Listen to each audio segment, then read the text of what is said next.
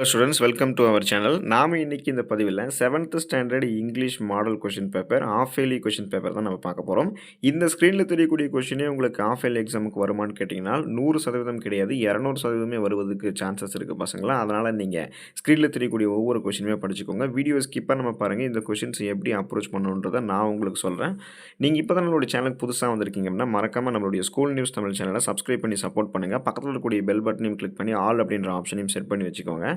மறக்காமல் டிஸ்கிரிப்ஷனில் WhatsApp channel link இருக்கும், நம்மளோட சேனல் தான், அதில் ஜாயின் பண்ணிக்கோங்க. உங்களுக்கு வேண்டிய எல்லா நோட்ஸும் ஆன்சர் கீஸும் அப்பப்போ வந்து சேர்ந்துடும். சரி, வாங்க நம்ம இப்போ வீடியோக்குள்ளே போயிடுவோம். இப்போ பார்த்தீங்கன்னா 7th ஸ்டாண்டர்ட் இங்கிலீஷை பொறுத்த வரைக்கும் இந்த ஆஃப் இயர்லி கொஷின்ஸ் வந்து ரொம்ப ரொம்ப இம்பார்ட்டன்ட். இதில் நம்ம 1 மார்க்கில் ஈஸியாக வந்து ஸ்கோர் பண்ணிட முடியும். அப்போ பார்த்தீங்கன்னா சினானிம்ஸ் ஆன்டனிம்ஸ் நம்ம படிக்கணும். சினானிம்ஸ் அப்படின்னா நம்ம தமிழில் சொல்லும்போது சொற்பொருள் அப்படின்னு சொல்லுவோம். சொல்லுக்கு பொருள் எழுதணும், அந்த வார்த்தைக்கு அர்த்தம் என்னன்றதை வந்து எழுதணும்.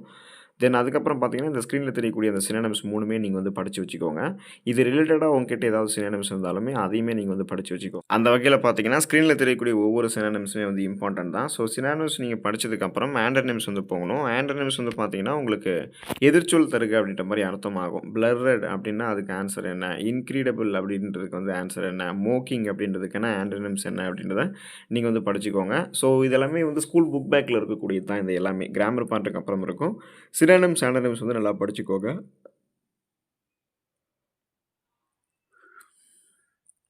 தென் இது முடிஞ்சதுக்கப்புறம் வந்து பார்த்தீங்கன்னா உங்களுக்கு கம்ப்ளீட்டாக வந்து கிராமர் பார்ட் வந்து ஸ்டார்ட் ஆகுது. அதில் பார்த்தீங்கன்னா 7th question fill in the blanks with suitable homophones. ஹோமோஃபோன்ஸில் வந்து சூட்டபிள் இதுக்கு வந்து என்ன வரும் அதை வந்து படிச்சுக்கோங்க. அதுக்கப்புறம் வந்து write the meaning of the underlined homophones. இந்த சா இந்த சா. ஸோ இது ரெண்டுத்துக்கும் பார்த்தீங்கன்னா ஹோமோஃபோன்ஸ் வந்து கரெக்டாக அந்த ஹோமோஃபோன்ஸ் வந்து எது வரும் அப்படின்றத நம்ம எழுதணும். தென் 9வது கொஷின் வந்து சிலபிஃபிகேஷன். அப்போ அந்த 2 வேர்ட் கொடுத்துருக்காங்க இல்லையா, 9ல் வந்து A, 9 B அட்வென்ச்சர் சம்திங் அதெல்லாம் கொடுத்துருக்காங்க இல்லையா. ஸோ அதில் வந்து சிலபிஃபிகேஷன் வந்து பேச்சு நம்ம எழுதணும். தென் அதுக்கப்புறம் 10வது கொஷின் பார்த்தீங்கன்னா which one of the two sentence given below conveys the following meaning his face was ashen. So இதை வந்து நீங்கள் வந்து பண்ணணும் அப்படின்னா கன்வேஸ் பண்ணணும். 2 சென்டென்ஸ் வந்து கொடுத்துருக்காங்க இல்லையா, அதை வச்சு நீங்கள் அதோட மீனிங் வந்து இது பண்ணணும். இதெல்லாமே வந்து கிராமர் பார்ட்டு தான். இதெல்லாம் உங்களுக்கு வந்து ஸ்கூல் புக் பேக்கில் தான் இருக்குது, அதனால் நல்லா படிச்சுக்கோங்க. தென் செக்ஷன் 2 வந்தீங்கன்னா கிராமர் பார்ட் இன்னும் ஸ்டார்ட் ஆகுது. Read the news report given below and underline the passive form from verbs. So இதில் இருக்கக்கூடியதில் வந்து பேசிவ் ஃபார்ம்ஸ் வந்து எதை இருக்கோ அந்த அதை வந்து நீங்கள் அண்டர்லைன் பண்ணணும். தென் வந்து பார்த்தீங்கன்னா fill in the blanks with the verb using their passive form. இப்போ இந்த ப்ராக்கெட்டில் கொடுத்துருக்கக்கூடிய இன்வென்ட்டு, ட்ரை, டிஸ்கவரு, டெஸ்ட்ராய் அப்படின்ற இந்த வார்த்தையை வச்சு வேர்பை வச்சு நீங்கள் வந்து இதுக்கு பேசிவ் ஃபார்ம் வந்து எழுதணும். அதுக்கும் உங்களுக்கு வந்து 4 மார்க் இருக்குது. ஸோ ஒவ்வொன்றுமே இம்பார்ட்டன்ட் தான், அதனால் நல்லா படித்து வச்சுக்கோங்க. ஆக்டிவ் வாய்ஸ், பேசிவ் வாய்ஸு, அந்த வேர்ப் கொடுத்துட்டு பேசிவ் ஃபார்முக்கு மாற்ற சொல்கிறது எல்லாமே நீங்கள் வந்து படித்து வச்சுக்கணும். தென் வந்து பார்த்தீங்கன்னா அந்த 13th கொஷின் 13 வந்து பார்த்தீங்கன்னா construct meaningful sentence from the table given below. இந்த டேபிளில் கொடுத்துருக்கக்கூடிய ஒரு இதெல்லாமே வச்சு வார்த்தையை வச்சு நீங்கள் ஒரு மீனிங்ஃபுல்லான சென்டென்ஸ் வந்து நீங்கள் எழுதணும். அதுக்கு உங்களுக்கு மார்க் இருக்குது. அதனால் ஸ்க்ரீனில் தெரியக்கூடிய ஒவ்வொன்றுமே இம்பார்ட்டன்ட், அதை விடாமல் நீங்கள் படித்து வச்சுக்கோங்க. இங்கேயே நீங்கள் சாய்ஸ் விட்டு படிக்காதீங்க, சாய்ஸ் விடாமல் எல்லா கொஷினையும் படிச்சுக்கோங்க. தென் செக்ஷன் 3 போனீங்கன்னா ப்ரோஸ். அந்த ப்ரோஸ்லேருந்து 2 மார்க் வந்து கேட்டிருக்காங்க. இதில் இருக்கக்கூடிய 2 மார்க்குமே நீங்கள் வந்து படிச்சுக்கோங்க. 2 மார்க்கும் படிச்சிட்டிங்க அப்படின்னா தான் உங்களுக்கு எந்த கொஷின்ஸ் வந்து ஈஸியாக எஸ்கேமில் கேட்குறாங்களோ அதை வந்து நீங்கள் சாய்ஸ் விட்டு ஃப்ரீ மைண்டடாக எழுத முடியும். இங்கேயே நீங்கள் 3 கொஷின் மட்டும் சூஸ் பண்ணி படிச்சுட்டு போயிட்டீங்கன்னா அந்த 3 கொஷின் கேட்கலாம் உங்களுக்கு தான் வருத்தம். அதனால் நீங்கள் எல்லாத்தையுமே படிச்சுக்கோங்க. இந்த 14, 15, 16, 17, 18th கொஷின் எல்லாமே படிச்சுக்கோங்க. தென் அதுக்கப்புறம் வந்து answer any one of the following question. So describe Don அந்த கொஷின்ஸ் நீங்கள் எழுதிக்கோங்க. இல்லைனா வந்து give a brief synopsis of the last stone கேஸ்வர். ஸோ இதை வந்து நீங்கள் 4 மார்க்குக்கு எழுதுகிற மாதிரி அதுக்கு வந்து வார்த்தைகளை கொடுத்து நீங்கள் வந்து எழுதணும். இது ரெண்டுமே படிச்சுக்கோங்க. அப்போ தான் ஏதாவது ஒன்று உங்களுக்கு வந்து கேட்டால் நீங்கள் தாராளமாக எழுத முடியும். தென் செக்ஷன் 4 போனீங்கன்னா அது வந்து செய்யுள் பகுதி, போயமு. அதில் என்ன கேட்டிருக்காங்கன்னா answer any one of the following, read the lines and answer the questions given below. So மேலே கொடுத்துருக்கக்கூடிய அந்த பேராகிராஃப் இருக்குங்க இல்லையா, அதுக்கு வந்து கீழே கேட்டிருக்கக்கூடிய கேள்விகள் இருக்குங்க இல்லையா, இந்த கீழே கேட்டிருக்கக்கூடிய கேள்விகள் எல்லாமே உங்களுக்கு என்ன ஆகும் அப்படின்னா அந்த மேலே இருக்கக்கூடிய அந்த பேராகிராஃபில் இருந்து தான் அதுக்கான எல்லா மீனிங்குமே அதில் இருக்குது. ஸோ அதில் இருக்கக்கூடிய ரைமிங் வேர்ட்ஸு, ரைம் ஸ்கீமு அதிலேருந்து பார்த்து எழுதக்கூடியது தான் எல்லாமே கேட்பாங்க. அப்போ ஒவ்வொரு செய்யுளும் ஒவ்வொரு போயுமே நம்ம இன்டெப்த்தாக தெரிஞ்சுக்கிட்டோம் அப்படின்னா இந்த கேள்விக்கு வந்து ஆன்சர் வந்து எழுதலாம். அதை எழுதலாம்.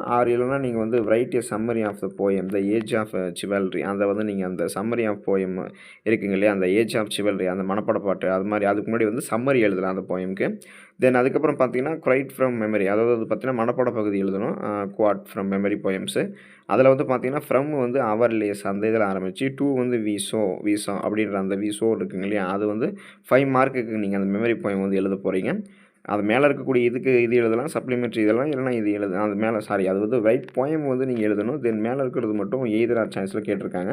அதுக்கடுத்து செக்ஷன் 5 வந்தீங்க அப்படின்னா, சப்ளிமெண்ட்ரி ரீடர் வந்து நீங்க எழுதணும். சப்ளிமெண்ட்ரி ரீடர்லேருந்து கொஸ்டின் கேட்டிருப்பாங்க. அதை எழுதணும். அப்ப பார்த்தீங்கன்னா, answer in 2 of the following questions.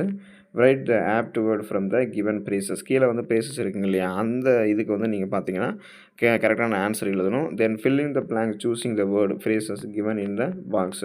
So அந்த பாக்ஸில குடுத்துருக்கக்கூடிய வார்த்தைக்கு வந்து பார்த்தீங்கன்னா, நீங்க என்ன பண்ணணும் அப்படின்னா, கரெக்ட்டான வார்த்தைய வந்து பிரேசஸ் வந்து நீங்க சூஸ் பண்ணணும். இந்த ஸ்க்ரீன்ல தெரியக்கூடிய கொஸ்டின்ஸ பார்த்துக்கோங்க. இதுல இருந்து தான் உங்களுக்கு வந்து அந்த இது கேட்பாங்க.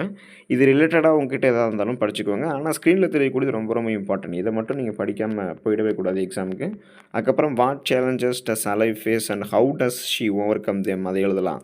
இல்லன்னா செக்ஷன் 6 வந்தீங்கன்னா லாங்குவேஜ் ஃபங்ஷன் அது வந்து write 5 sentence about your visit to the book exhibition. Your friend has presented a beautiful art piece on your birthday. Write a letter thank her for the gift. ஒரு questions வந்து பார்த்தீங்கன்னா, அதாவது ஒரு letter எழுதுறது வந்து பார்த்தீங்கன்னா, ஒரு இது மாரி இருக்கும். இன்னொன்னு வந்து பார்த்தீங்கன்னா, ஒரு அன்ஃபார்மல் லெட்டர் எழுதுற மாரி தான் இருக்கும். ஸோ 5 மார்க்குக்கு இருக்குங்க இல்லையா? அதனால நீங்க அந்த 5 மார்க்குக்கு எந்த அளவுக்கு அந்த லெட்டர் எழுதணுமோ, அந்த அளவுக்கு அத எழுதிக்கோங்க. ஸ்க்ரீன்ல தெரியக்கூடிய ஒவ்வொரு கொஷின்ஸுமே இம்பார்ட்டன்ட் தான். இங்கிலீஷ் வந்து நல்ல மார்க் வந்து ஸ்கோர் பண்ண முடியும். ஃபெயிலெல்லாம் ஆகாதீங்க. All the best for your examination. Thank you students.